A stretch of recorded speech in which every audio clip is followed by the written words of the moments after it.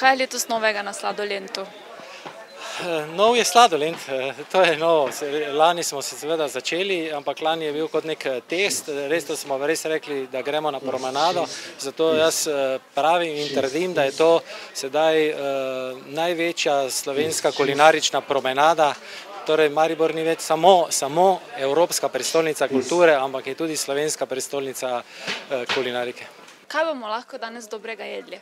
Danes bomo jedli iz Kranja prihajamo, prvo moram povedati, da in zato smo pripravili kranjsko klobaso, zmagovalno kranjsko klobaso od naših sosedov, Rvajo. Mi prihajamo iz gostilne Krištof in njihovo krvavico z jadranskim kozicem in pri Kranjski mu dal en poseben kruh, ki se reče ženov po dolenjsko, skupaj z gorčičnim moštom.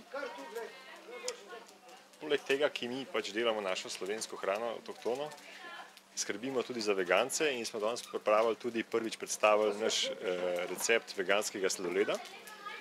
Jaz sem pripravil pa eno prekajano postaro s pečeno hruško hrenom, na vrh je pa ena iz poma iz dimljenega sira in pa malo postrvih jajc. To je ena jed. Sladica so pa v bistvu prirejena, zelo stara istrska jed, so pa fritole iz korenja, s korenjem, spodaj je pa ena krema iz mente. Mi pripravljamo svežo tuno v dajkon repi z ingverjem in algino omako, potem pa sirov burek na omaki iz jogurta, kumaric in mlade čebule, na vrhu je pa primotaja. Bomo videli, kakšen bo odziv. To je res nekaj novega, to je totalno nekaj novega. Do sedaj je bila ta, da rečemo, ta promenada Lentova, vsi ti razni žari, taki drugačni, ogromno je bilo nekih pripomb, da to ni v redu, zato smo pa rekli, pokličimo najboljše, poiščimo najboljše, pripeljimo jih sem, pa naj oni pokažejo, kaj je to ena prava takšna kulinarika, naj se oni tudi poskusijo v tem street foodu, ulični prehrani in bomo sedaj videli, kako bojo ljudje na to reagirali. Če bi si kdo to doma pripravljal, kako dolgo bi potreboval? Glejte, krvavica, izdolbena, 3 minute, nič ne laže. Damo malo korena s čilijem.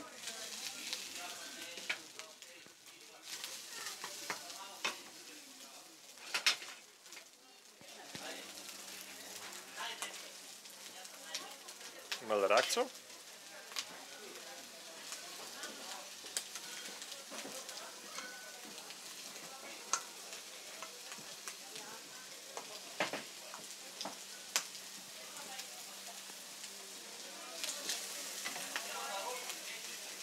In eno pomarančo. Pomarančo damo proti koncu, zato ker pomaranča je fina kot okus in še fino zakrkne jed. Ne rabimo nobenega olja, ker je v sami krvavici že zadost maščobe. In na koncu, ko preden postrežemo, moram še povedati, da smo naredili pred leti že na mesecu oblikovanja posebne krožnike in za Kranjsko, za cateringe, ali pa street food, neko ulično prehrano. In bomo postregali prav na te krožnike. Zakaj na te krožnike? Zato tega, da ljudje lahko vidijo, da enostavne naše slovenske jedi so tudi pripravljene na način, ki so lahko za ulično hrano. In danes smo se posebej zato tako pripravili, ker se nam zdi, da čisto preveč zanemarjamo slovensko hrano. In mi smo šli na recepture naših avtohtonih jedi, v bistvu hrano, ki se lahko prodaja na ulici. In mislim, da bi bilo to za vse vele mesta slovenska prvi tak recept, ki bi mogel biti namesto kebabov in hot dogov in hamburgerjev.